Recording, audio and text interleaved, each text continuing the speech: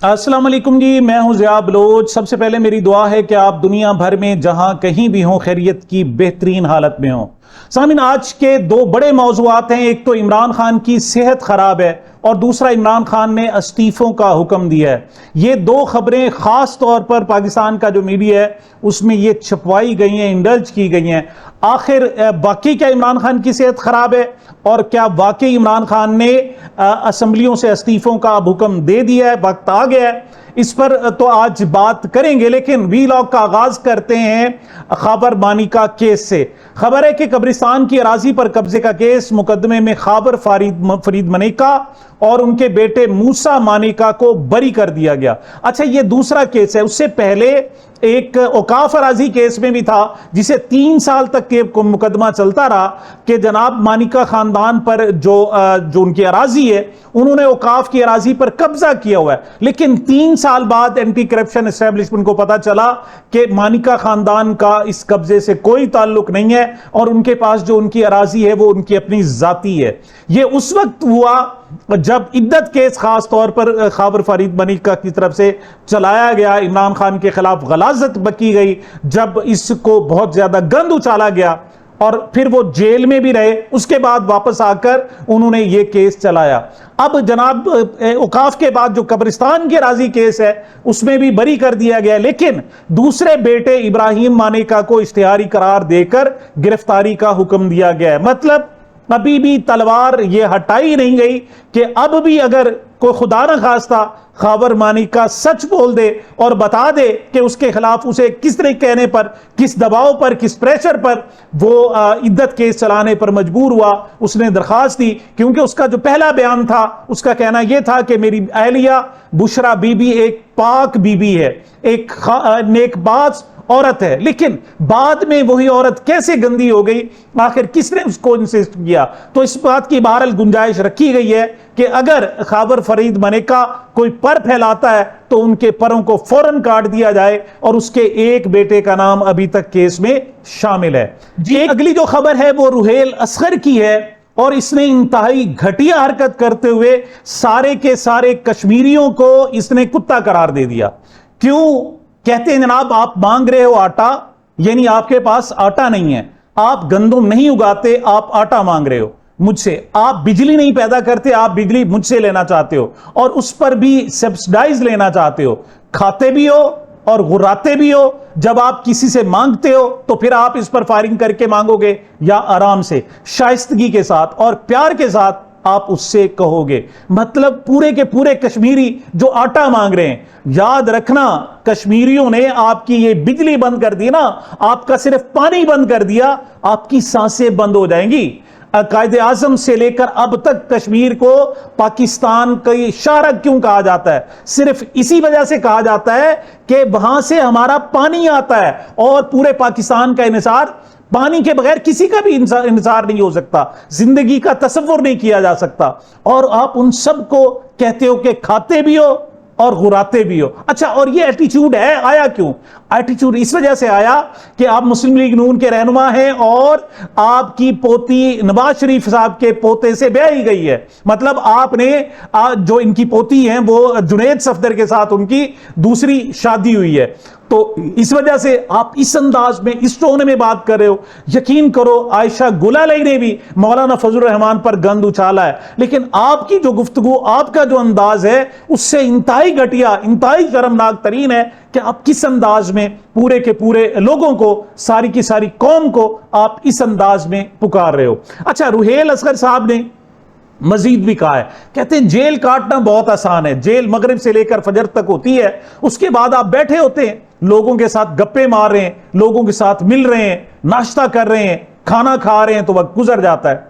मतलब ये उनका एटीट्यूड है। लेकिन एक बात याद रखना, खुदा न खास्ता रुहेल असगर साहब आपको इमरान खान जैसी जेल आ गई कि 7 महीने तक आपकी किसी अपने अजीज से मुलाकात ना हो, आप कैद तन्हाई में रहे हैं, और यहां तक के हो कि जो खाना देने आए वो भी नीचे से आपको खाना फेंककर आपके सलाम का जवाब भी ना दे, आपकी कोई बात सुनने वाला ना हो, सलाम का जवाब देने वाला ना हो। अल्लाह ना करे ऐसा वक्त आप पर आए, लेकिन इस वक्त आपका जो एटीट्यूड है वो फिरौन वाला है। आप तो खुदा ना खास्ता खुदा बन गए और इस अंदाज में लोगों को ट्रीट कर रहे हैं। और यह मकबूल जान राना सनाउल्लाह की बात पर कहते हैं, क्योंकि राना सनाउल्लाह ने बिल आखिर तस्लीम कर लिया था कि जी जो मौलाना फजल रहमान कह रहे हैं कि हमें कहा जा रहा है कि हम लश्कर बनाएं और जाकर दहशतगर्दों से लड़ें, तो उन्होंने कहा था जी हम लड़ने के लिए तैयार नहीं हैं क्योंकि इससे मसाइल पैदा होते हैं। तो इस पर और यह मकबूल जान कहते हैं, राना साहब आप कबायली मुआशरे की अलिफ बे से भी वाकिफ नहीं है और ना ही आपको अमन आमा की क़याम की नज़ाकतों का कुछ अंदाजा है।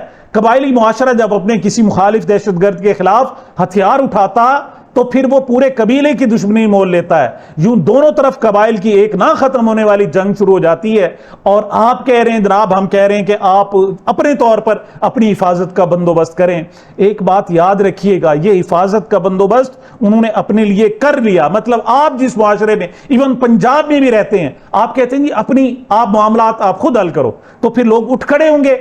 क्या जरूरत है अदालतों की, क्या जरूरत है पुलिस की, क्या जरूरत है सिक्योरिटी फोर्सेस की? अपने कले खुद बनाएंगे और जिसकी लाठी उसकी भैंस होगी, जिसके पास ताकत होगी वो इंसाफ भी ले लेगा, अपने बदले भी ले लेगा। आप किस साइड पर राना साहब, राना सनाउल्लाह साहब, आप किस साइड पर हमारे मुआशरे को लेकर जा रहे हैं? सिर्फ एक गलत बात की सिर्फ तायद करने के लिए, उस बयानिया की तस्दीक करने के लिए आप दुर्फंतरियां छोड़े जा रहे हैं। मखदूम जावेद हाशमी जी जनाब, वो कहते हैं मुझ पर और मेरे दामादों मखदूम जाहिद बार हाशमी और बैरिस्टर मखदूम शाहजेब हाशमी पर बिजली चोरी का मुकदमा दर्ज कर लिया गया है। मुझे गिरफ्तार कर ले, मैं जमानत भी नहीं कराऊंगा। जो भी इल्जाम लगाए मैं जमानत नहीं कराऊंगा। मैं अपने घर में बैठा हूं, आए और गिरफ्तार करें ना, कहीं छुपूंगा नहीं, कहीं जाऊंगा नहीं। शाकिर महमूद अवान कहते हैं कि मरियम नवाज ने माजी में, उनका एक ट्वीट है 17 मई 2021 में, उन्होंने कहा था जावेद हाशमी साहब की चादर चार दीवारी पर हमला एक नीच हरकत है और घटिया सोच और ज़हनियत की अक्कासी है जिसकी हम शदीद मुजम्मत करते हैं। जो चाहे कर लो, वक्त बदल रहा है, उस वक्त से डरो जो अब अपने बचाव के लिए तुम्हारे पास हुकूमत और हुकूमती ताकत नहीं रहेगी। इंशाअल्लाह फतह हक और सच की होगी। तो वो कहते हैं मरियम नवाज जब हुकूमत में नहीं थी तो जावेद हाशमी के घर पर हमले की मुजम्मत करती थी, और जब हुकूमत में आई तो उन्हीं की सरपरस्ती में चादर और चार दीवारी का तकद्दुस पामाल हो रहा है। इस वक्त बद्दुआएं देती थी। तो मोहतरमा आप भी याद रखें, हमेशा आपने इक्तदार में नहीं रहना, सदा आपकी हुकूमत में नहीं रहनी, बल्कि एक मर्तबा इंशाअल्लाह फतह हक की होगी और जो कुछ आप कर रहे हो उसका हिसाब किताब भी देना होगा।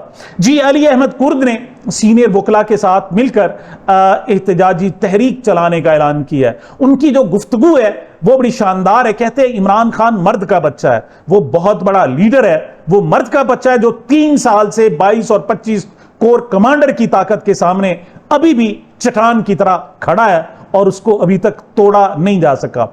अली अहमद कुर्द कहते हैं हमारी अदालतों पर 26वीं और 27वीं तरमीम का उल्लू आकर बैठ गया है और ये जजेस इस उल्लू के अहकामात के तहत काम कर रहे हैं। अब ये उल्लू की चूंकि हुकूमत है और उनकी चूंकि मानी जा रही है, लिहाजा आइन और कानून की कोई पासदारी नहीं हो रही। अच्छा, उन्होंने सख्त बातें भी की। वो कहते हैं ऐसे फील्ड मार्शल बहुत देखे, सीनियर वकील अली अहमद कुर्द। अच्छा, ये फील्ड उस पर उन्हें एक वकील और ने कहा कि ये फील्ड मार्शल ना सिर्फ पिस्तौल दिखाता है बल्कि मारता भी है। ये अली अहमद कुर्द से कहा। तो इस पर अली अहमद कुर्द का कहना था कि ये बात ना करें, वकीलों को किसी का बाप नहीं मार सकता और जब तक मैं खड़ा हूं किसी का बाप नहीं मार सकता। साथ ही खातून वकील ने नुकमा भी दिया। उन्होंने कहा अच्छा, अगर कितने मारोगे, मतलब कितने लोगों को मारोगे अपने इक्तदार के लिए, अपनी सिर्फ ताकत और दोस्त धांधली को संभालने के लिए। जी, इससे जो वकला तहरीक का ऐलान किया गया है, इससे खासी जिसे कहते हैं हलचल मच गई है और जो ताकतवर हलके हैं उसमें खासी परेशानी दौड़ गई है। बल्कि जो वफाकी वजीर कानून है उनसे कहा गया है कि ये क्या कर रहे हैं, आपने तो अरबों रुपए वकला तंजीमों को दिए, लेकिन एक मरतबा फिर वकला तहरीक सामने आ रही है। इस्लामाबाद में बार में वकला को लेक्चर भी दिया जस्टिस मोहसिन अख्तर कियानी ने। वो कहते हैं मैं तो सब कुछ गुजार कर आया हूं, भुगत के आया हूं और भुगत रहा हूं, लेकिन मैं बड़ा खुश हूं कि चीजें एक्सपोज हो गई हैं, आपको भी चीजें समझ आ गई हैं। अब वकला को, शहरियों को, कौम को, सबको अंदाजा हो गया है कि इस वक्त हुकूमत क्या है, आइन और कानून कितना रह गया है और उनके साथ हो क्या रहा है। जी, अबसार आलम साहब कहते हैं इस कौम को माफ कर दें, इस दूसरी वकला तहरीक से अभी पहले वाली के हम नताइज अभी तक भुगत रहे हैं। बात यह है कि आपकी तो नौकरी लगी हुई है, आप तो जनाब बड़े मजे लिए, आप तो सरकारी ओहदे एंजॉय करते रहे, बल्कि आपने तो कह दिया था कि इसके बाद मैं सहाफत किसी सूरत नहीं करूंगा। अच्छा, और सहाफियों ने उस वक्त पूछा था कि आप बाद में मुकर जाएंगे अबसार आलम साहब, अब तो आप कह रहे हैं कि जी मैं सहाफत छोड़ चुका हूं, लेकिन आप फिर आ जाएंगे। उन्होंने कहा था जी मेरा एक ये रिकॉर्ड करके रख लें, अगर मैं दोबारा सहाफत में आऊं तो आप मुझे दिखा दीजिएगा। अब आप दोबारा सहाफत में आए, आप सहाफत नहीं कर रहे, दर हकीकत आप टाउटगिरी कर रहे हैं, एक खानदान की चाकरी कर रहे हैं, इस्टेब्लिशमेंट की आप जी हजूरी कर रहे हैं और कुछ नहीं कर रहे। सईद बलोच कहते हैं इमरान खान की इस्टेब्लिशमेंट के साथ लड़ाई का सबसे बड़ा फायदा जो मुल्क और कौम का हुआ है वो यही है कि अवाम को 78 साल में पहली बार बीमारी की वजह समझ आ गई है कि वो कौन सा वायरस है जो पिछले 78 साल से इस मुल्क को गोल चक्रों में घुमा रहा है और सीधी सड़क पर नहीं चढ़ने देता। अब ये बात जजों को भी समझ आ गई है, सियासतदानों को भी समझ आ गई है, अवाम को भी समझ आ गई है, वकीलों को भी समझ आ गई है और सियासतदानों को, सबको समझ आ गई है। जब आप किसी मर्ज की तशखीस कर लेते हैं तो फिर इसका इलाज करने में आपको बहुत आसानी होती है और मरीज चंद दिनों के अंदर ठीक हो जाता है। जी, खबर के जनाब इमरान खान ने हिदायत की है कि केपी के सिवा तमाम असम्बलियों से इस्तीफा दे और हदफ हासिल चूंकि नहीं हो सके, इस वजह से इस इस्तीफे की हिदायत आई हैं। इसकी जनाब तफसील भी बयान की गई है। ये मोहम्मद साले जाफिर साहब ने ये खबर दी है। एक बात मैं मोहम्मद साले जाफिर के हवाले से बयान कर दूं कि अबसार आलम भी जी बड़े मशहूर हैं जनाब, और हमारे अबसार आलम भी, लेकिन मोहम्मद साले जाफिर तो इंतहा दर्जे के टाउट है ना। मुस्लिम लीग नून के यूं समझें कि जिसे जूतों में, कुछ लोग ऐसे होते हैं जो जनाब स्टैब्लिशमेंट के जूतों में पलते हैं, ये मुस्लिम लीग नून और शरीफ खानदान के जूतों में पले बड़े हैं। वो कहते हैं तहरीक इंसाफ के बानी इमरान खान ने अपनी पार्टी को हदायत कर दी है कि वो खैबर पख्तूनख्वा की सूबाई असम्बली के सिवा तमाम असम्बलियों और मुंतखब इदारों से फौरी तौर पर मुस्ताफी हो जाएं। ये वो कहते हैं जनाब ये जो हिदायत दी है, जो वकील ने उनसे मुलाकात की थी उसमें दी थी। बात यह कि तकरीबन इसको 5 महीने हो गए, कोई वकील भी उनसे नहीं मिल सका। आखिरी मर्तबा बैरिस्टर सलमान सफदर मिले थे और वो सुप्रीम कोर्ट की हिदायत पर उन्होंने उनको अपना नुमाइंदा बनाकर भेजा था कि आप जाकर देख के आए सूरत हाल क्या है, और आखिरी मर्तबा उन्होंने मुलाकात की थी। उन्होंने आकर रिपोर्ट दी थी कि इमरान खान की 85% जो आंख की बिनाई है वो खत्म हो चुकी। उसके बाद कोई मुलाकात नहीं हुई। इस्लामाबाद हाई कोर्ट में कोर्ट ऑफ कंटेम्प्ट यानी तौहीन अदालत में भी गए तो उस पर भी उन्होंने बुलाया, हाँ जी, उन्होंने कहा जी मुलाकात करा देंगे, और उसके बाद कोई मुलाकात नहीं करवाई और जो पिटीशन थी डिस्पोज ऑफ कर दी। उसके बाद उस पिटीशन के खिलाफ सुप्रीम कोर्ट में भी गए हुए हैं, लेकिन वहां से भी कोई जवाब नहीं आया। अब ये साले जाफिर कौन सी बात कर रहे हैं, और खास तौर पर इस वक्त में क्या वाकई, एक बात तो याद रखें कि इस्तीफे तो हैं, अगर मामलात हल नहीं होते तो इस्तीफे ऑप्शन है, लेकिन ये उस वक्त होता है जब कम से कम 3-4 साल हुकूमत के गुजर चुके हैं, उस वक्त ये इस्तीफे कारगर होते हैं, शुरू में कभी भी कारगर नहीं होते। हाँ, इमरान खान ने 10 अप्रैल 2022 को इस्तीफे दे दिए थे। उसकी वजह यह थी कि उस वक्त ताकि उनकी 2/3 अक्सरियत से वो आइन को तब्दील ना कर सके। अब सूरत हाल यह है कि खैबर पख्तूनख्वा के अलावा जो असम्बली है उसमें पीटीआई की जो मखसूस नशिस्तें हैं वो हुकूमत के पास हैं और उनके पास 2/3 अक्सरियत है। अब इमरान खान इस्तीफों का हुक्म दें या ना दें, वो आइन का हुलिया बिगाड़ चुके हैं, मजीद भी वो जाली 2/3 अक्सरियत से कुछ भी कर सकते हैं। लेकिन आखिर इससे क्या हासिल करने की कोशिश की जा रही है, इसका मकसद क्या है, ये एक अहम है। और साले जाफिर से ये जो खबर छपवाई गई है ये बहुत अहम है। ख्वाजा साद रफीक कहते हैं हर मुखालिफ को पकड़ा जा सकता है, न हर एक का मुंह बंद किया जा सकता है। ऐसी कोशिशें करने वाले कभी कामयाब नहीं हुए। इश्ताल में आने और मुखालफीन को फिक्स अप करने की बजाय मुखालफीन के बयानिए का जवाबी बयानिए से मुकाबला करना ही असल रास्ता है। दाखिली मसाइल से निमटने के लिए किसी भी रियासत की अंदरूनी ताकत लाठी, गोली, गाली या पकड़ धक्कड़ नहीं, बल्कि आइन और कानून का मुनसिफाना इस्तेमाल है। जरूरत से ज्यादा ताकत का इस्तेमाल रियासती इबादत में दराड़ें डाल देता है। सदा बादशाही सिर्फ अल्लाह की है, रहे नाम अल्लाह का। ख्वाजा साद रफीक एक तो 2024 की जो इलेक्शन है उसमें नाकाम हो गए, उसमें कामयाब नहीं हो सके, और दूसरा ऐसी ही सूरत है, ऐसे ही बयानात शुरू में राना सनाउल्लाह ने भी देने शुरू कर दिए। उन्होंने मोहसिन नकवी को टारगेट किया, उन्होंने वो मशहूर जुमला जो है उनका तब का है कि जनाब ठीक है वो वजीर दाखिला है, वो चाहें तो वजीर आजम भी बन सकते थे, उनकी मेहरबानी है, उन्होंने वजारत उज़्मा नहीं मांगी और सिर्फ वजारत दाखिला ले ली, और 2-3 बयान ही दिए थे कि जनाब उन्हें फौरी बुलाया गया और उन्होंने कहा जी आए आप वजीर आजम के मुशीर बन जाएं। अब ख्वाजा साद रफीक भी मुसलसल उसी तरह के बयान दे रहे हैं, लेकिन बहरहाल ये आवाज भी एक गनीमत है कि हुकूमत के अंदर रहते हुए आप कभी कभार ही सही हक और सच की कोई बात करते तो हैं। सुहेल वडाइच कहते हैं पाकिस्तान का सबसे बड़ा सियासी मसला पीटीआई बामुकाबला एस्टेब्लिशमेंट या पीटीआई बामुकाबला हुकूमत है। पीटीआई को यह यकीन है कि हुकूमत और मुक्तदरा हुस्न नीयत ही नहीं रखते, वो मसला हल ही नहीं करना चाहते, और दूसरी तरफ हुकूमत और मुक्तदरा दोनों को यह यकीन है कि उन्होंने 9 मई का वाकया किया हुआ है, ये फौज और नून लीग के खिलाफ हैं और उनका माजी का रवैया भी यही गवाही देता है। ये मसला इसलिए नहीं हल हो रहा कि दोनों को यकीन है कि हमारे बारे में नीयत अच्छी नहीं रखते और ये इख्तिदार में आकर बदला लेंगे। ये असल बात सुहेल वडाइच ने कर दी है। वो कहते हैं इस वजह से हर जायज नाजायज हरबा इस्तेमाल किया जा रहा है कि उन्हें पता है कि वो इतना जुल्म कर चुके हैं, इतनी ज्यादती कर चुके हैं कि अब उनकी माफी बनती नहीं है। अगर पीटीआई चाहे भी सही, इमरान खान चाहे भी सही, तो इनकी माफी बनती नहीं है। इस वजह से वो अलर्ट हैं। लेकिन याद रखिएगा, ये अल्लाह ताला जब हिसाब लेता है ना, तो आप फिरौन बन चुके होते हैं, फिर भी अल्लाह ताला हिसाब ले लेता है। फखरुर रहमान ने जनाब वो खबर दी है जिसके बारे में मैंने बताया। वो कहते हैं ब्रेकिंग न्यूज है, बाखबर जराए से मौसूल होने वाली इतलात के मुताबिक पाकिस्तान के साबिक वजीर आजम इमरान खान जो गुज़श्ता 3 सालों से सलाखों के पीछे सख्तियां झेल रहे हैं, उनकी सेहत काफी हद तक गिर चुकी है। जराए के मुताबिक उनकी आंख के मसले के बारे में तो सब जानते हैं, लेकिन मजमूई सेहत भी काफी मुतासर हो चुकी है। मजीद कहा गया कि ये उनकी सेहत के हवाले से एक हंगामी सूरत हाल यानी हेल्थ SOS है।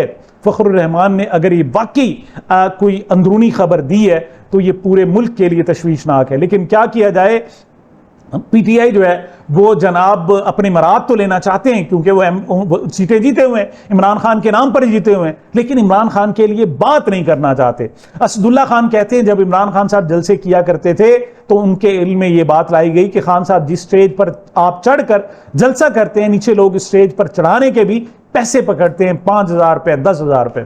ये बात खान साहब के इल्म में आई तो वो हैरान हुए, कहा इस काम के भी पैसे पकड़ते हैं तुम लोग, मतलब इस हद तक पार्टी के अंदर की सूरत हाल है। जी, मौरका हक से मुतल्लिक मुतनाज़ा बयान NCCI ने इमरान खान की बहन नौरीन नियाजी को नोटिस जारी कर दिया। पॉडकास्ट के एंकर को भी नोटिस जारी। साफियों के मुताबिक पॉडकास्ट 3 माह पहले रिकॉर्ड किया गया जो अभी पब्लिश नहीं हुआ। नौरीन नियाजी ने इसको पब्लिश ना करने का कहा था, मगर बाद में पोस्ट कार्ड का एक क्लिप काट कर वायरल कर दिया और जनाब उनको अब बुला लिया गया है। उस्मान और बुखारी कहती हैं नौरीन नियाजी का बयान अपने भाई की सोच की अक्कासी करता है। इस फैमिली को पाकिस्तान की हर कामयाबी से तकलीफ होती है। पूरी दुनिया ने तस्लीम किया कि पाकिस्तान ने भारत को मौर के हक में बरतनाक शिकस्त दी, फिर नौरीन नियाजी का फाशिस्ट मोदी के हक में बात करना शर्मनाक और काबिले नफरत है। एहसन इकबाल कहते हैं जनाब, वो क्या कहते हैं, बड़ी मजे की बात करते हैं। वो कहते हैं 1990 में पाकिस्तान की बरामदात $6 अरब थी, वियतनाम की बरामदात $2.5 अरब थी। आज पाकिस्तान की बरामदात $40 अरब और वियतनाम की $450 अरब हैं। जी, 1990 से लेकर 2026 ये 36 साल जो बनते हैं उसमें सिर्फ 3-3.5 साल पीटीआई की हुकूमत रही है। बाकी जो तकरीबन 32.5 साल 33 साल हैं वो आपकी हुकूमत रही है। हुजूर आप ही हमें विजन देते रहे, कभी 2015 का, फिर 25 का, फिर 35 का, फिर अब 40 का, 47 का आप विजन दिए जा रहे हैं। आप रिस्पॉन्सिबल हैं, आप और पीपल्स पार्टी, आप दोनों इस वक्त भी आप दोनों मिलकर हुकूमत कर रहे हैं और आप शायद इसका इल्जाम भी इमरान खान पर देना चाहते हैं। नियाज मुर्तजा कहते हैं, बड़ी जबरदस्त बात करते हैं। वो कहते हैं PIA की नजकारी नहीं हुई बल्कि उसकी हाइब्रिडाइजेशन हुई है, यानी एक रियासती जेब से निकालकर दूसरी जेब में डाल दिया गया जिया, और वो जो दूसरी जेब है ज्यादा गहरी रियासती जेब है।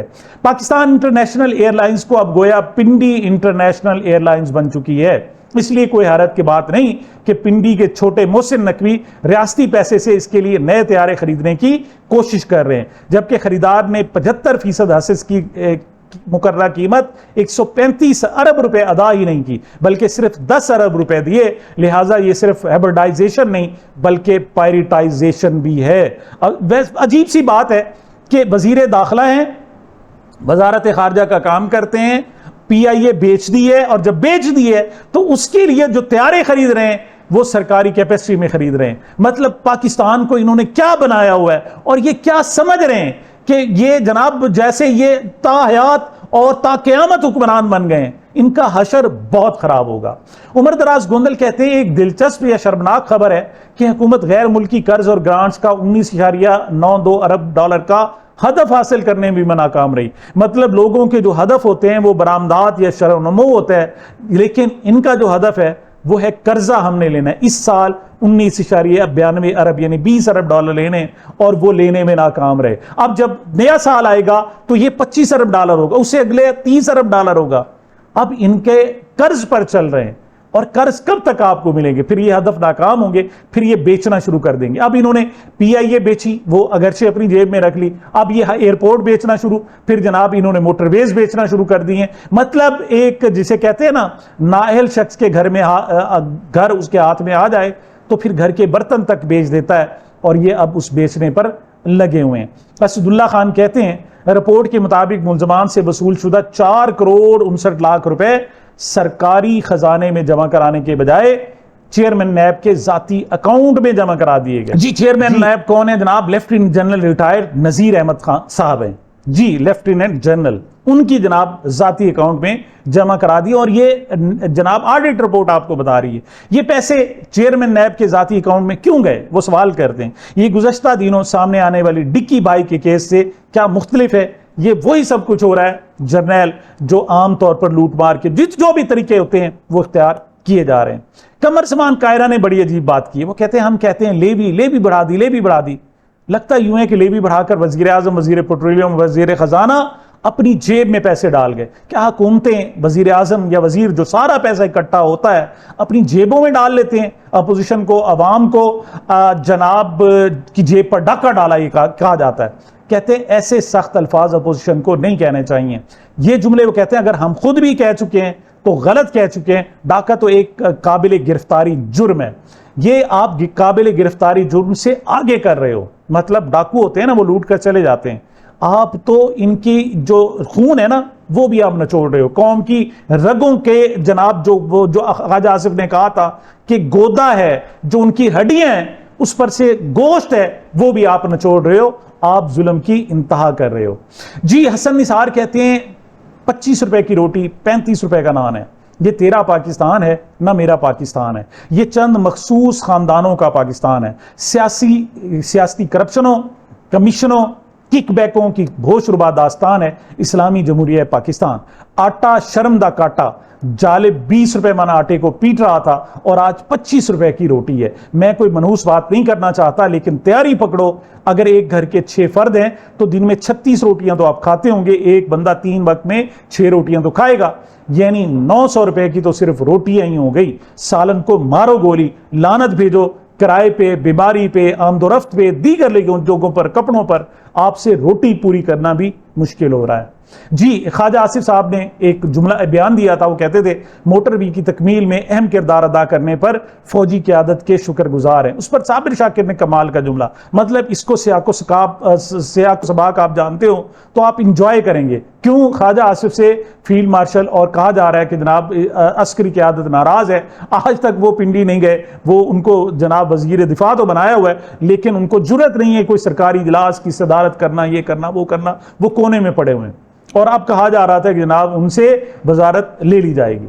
साबिर शाकिर कहते हैं कि ये जो बयान है इसका मतलब ये है कि जनाब फील्ड मार्शल माफ कर दें, इन्हें वजारत से ना हटाएं। इसका मतलब सिर्फ और सिर्फ ये है कि किस तरह वो आपका शुक्रिया अदा कर रहे हैं। असदुल्ला खान कहते हैं नवाज शरीफ हर चीज से लाताल्लुक क्यों है? नवाज शरीफ अपना सियासी किरदार अदा क्यों नहीं कर रहे? वो महमूद अचकज़ई से बात करके अपोजिशन को डील कर सकते हैं, वो मौलाना फजल रहमान से बात करके उनके तहफ़्फ़ुज़ात दूर कर सकते हैं, वो पेट्रोल की कीमतों पर मशवरे दे सकते हैं कि कैसे इशू को डील किया जाए, वो ईरान और सऊदी अरब वाली पेचीदगी में अपने ताल्लुकात का भरपूर इस्तेमाल कर सकते हैं। मगर वो खामोश हैं, शायद वो नाराज़ हैं, शायद वो मसलियत पसंद हो गए, शायद वो ख़ानदान के दबाव में हैं, शायद उनकी सियासी मजबूरियाँ हैं, शायद वो अब कोई किरदार अदा कर ही नहीं सकते, शायद वो कोई किरदार अदा करना ही नहीं चाहते। लेकिन एक बात तय है कि इंतहाई मजबूरी के हालत में, इंतहाई अफसोसनाक हालत में नवाज शरीफ मौजूद हैं। ये एक वीडियो बड़ी वायरल है कि खैबर पख्तूनख्वा असम्बली में MPA मुबैना तौर पर शराब के नशे में धुत सामने आए, हुकूमती अरकान से उलझ पड़े, अपोजिशन लीडर हाथ से उन्हें सहारा देने की कोशिश करते रहे, ये ड्रंक है, उसे आउट करो। स्पीकर बाबर सलीम सवाती ने कहा कि जनाब इसने पी हुई है, इसे बाहर ले जाओ। उन्होंने कहा जी कि खुदा के लिए आप जो भी असम्बली हैं उनका जो इजलास है वो सुबह 9 से शाम 5 बजे तक बुलाया करो। जब आप रात को बुलाते हैं तो रात तो उनको पीने का टाइम होता है, फिर वो इस किस्म की आकर ओल फोल बकते हैं। जी एक खबर ये है जनाब कि साबिक IG पुलिस जुल्फकार चीमा ने अपनी किताब में लिखा है और उसमें साबिक आर्मी चीफ और चीफ जस्टिस बारे बड़े अहम इंकशाफात किए हैं। वो कहते हैं जनाब कि एक पैगाम भेजा उस वक्त के चीफ जस्टिस ने उस वक्त के आर्मी चीफ को, और वो पैगाम था कि कल हमने हुकूमत को बहाल करने या ना करने के बारे में फैसला सुनाना है। इस सिलसिले में आर्मी चीफ साहब क्या चाहते हैं? तो आर्मी चीफ ने यह पैगाम सुनकर अदालत उज़्मा के सरबराह को जवाबी पैगाम भेजा कि हम केसों में दखल देना पसंद नहीं करते, आप अपनी मर्जी से फैसला कर दें। वो जनाब बड़ा अच्छा वक्त था कि जब इस किस्म के जवाब आया करते थे। अब तो सूरत हाल ये है कि कर्नल साहब बगली दरवाजे मौजूद होते हैं और जब तक वो यकीन नहीं कर लेते और ऊपर रिपोर्ट पहुंचानी होती है उन्होंने कि जनाब ये फैसला हो गया है, और उस वक्त तक वो कमरा अदालत से बाहर ही नहीं निकलते। जी मौलाना फजल रहमान साहब के बयान पर राना कासिम नून साहब ने एक बड़ा बयान दिया है। लगता है ऐसे कि इन्होंने मशरूब पीकर ये भी बयान दिया है। वो कहते हैं जंगे बदर से लेके मार्का हक तक जो शहीद हुए उन सब की तौहीन की गई है, हम उसकी मजम्मत करते हैं। तो ये बताएं जंगे बदर के जो शोहदा थे वो हुकूमतों पर कब्जा करते थे? क्या वो लोगों को लापता करते थे? क्या उन्होंने इख्तदार पर कब्जा किया था? क्या वो वोट चोरी किया करते थे? लोगों को लापता करते थे? क्या करते थे? उन्होंने अपनी जायदादें बना ली थी? क्या कर लिया था? आप किस बात को कहां ले गए हो? आपको भी इस हवाले से शर्म आनी चाहिए। सरवर बारी कहते हैं ऐसे मालूम होता है कि आसिम मुनीर को तनाह किया जा रहा है और वो शदीद हमलों की जद में है। हालात तब्दील हो रहे हैं। क्यों? पहले ऐसा नहीं होता था कि हर तरफ से इस किस्म की आवाज़ें, मौलाना फजल रहमान की आवाज़, वकला की आवाज़, कश्मीर से, उधर से खैबर पख्तूनख्वा से, बलूचिस्तान से, इवन पंजाब से भी अब आवाज़ें उठना शुरू हो गई हैं। यूरोपीय यूनियन की रिपोर्ट भी आ जाती है, दीगर चीज़ें भी हैं। लगता ऐसे है कि दिल का जाना ठहर गया है, सुबह गया या शाम गया। इंटरनेशनल सूरत हाल को थोड़ा सा देख लेते हैं जो पाकिस्तान के रिलेटेड है। बहुत ही अहम खबर है कि अफगान हुकूमत का कन्नड़ में मौजूद फितना ख्वारिज TTP को 1 हफ्ते में इनखला का हुक्म, अदम तामील पर सख्त कार्रवाई का इंदिया। उन्होंने कहा है जनाब कि आप फौरन जो TTP के लोग, तहरीक तालिबान पाकिस्तान के लोग हैं जिन्हें खवारिज भी हम कहते हैं, उनको फौरी तौर पर अफगानिस्तान छोड़ दें। और बेहतरीन तरीका भी यही है कि पाकिस्तान और अफगानिस्तान अमन से रहना चाहते हैं तो दहशत गर्दों को वहां से हर सूरत निकालना होगा, वरना हालात कंट्रोल नहीं होंगे। जी अमरीकी फौज की सेंट्रल कमांड के उर्दन में ईरान के बैलिस्टिक मिसाइल हमलों में अपने 2 फौजियों की हलाकत और मुतअद्दिद के जख्मी होने का इतराफ किया गया है। अब जनाब रूसी मीडिया कहता है कि ये जो एक्यूरेट हमले किए जा रहे हैं और बिल्कुल ताक कर ईरान हमले कर रहा है, इससे जाहिर यही होता है कि उसे जदीद टेक्नोलॉजी तक दस्तरस हासिल है और रूस और चाइना उसकी पुष्ट पर खड़े हुए हैं। और सूरत हाल से ना सिर्फ अमेरिका बल्कि पूरे के पूरे खलीजी ममालिक भी बौखला उठे हैं। नजम सेठी कहते हैं नायब वजीर आजम इसहाक डार पिछले 3-4 दिन चीन में थे, तो चिड़िया कहती है कि चीन ने पाकिस्तान को कहा है कि खिड़की बड़ी छोटी सी है, ये बंद हो रही है, ईरान और अमेरिका जंग मजीद बढ़ेगी, आपके पास 2-3 दिन है, भागें, अमेरिका इस जंग को पहले से ज्यादा बढ़ाएगा और ईरान भी। तो वो कहते हैं कि आपके पास 2-3 हैं, जो कच कर सकते हैं फौरी तौर पर करें, ईरान को समझाएं, अमेरिका को समझाएं, उससे पहले कि अमेरिका भी और बड़े पैमाने पर अटैक करे और शायद पाकिस्तान के पास फिर चांस ना रहे। लिहाजा ज़रूरी है इस सूरत हाल को कंट्रोल किया जाए। इसी सूरत में दुनिया के लिए बेहतरी है, वरना मसाइल बढ़ जाएंगे। सामिन, ये मेरी अब तक की गुजारिशात थी। मुझे अपने इस चैनल को अपनी मोहब्बतों और दुआओं में याद रखिएगा। मिलते हैं छोटे से वक्फे के बाद।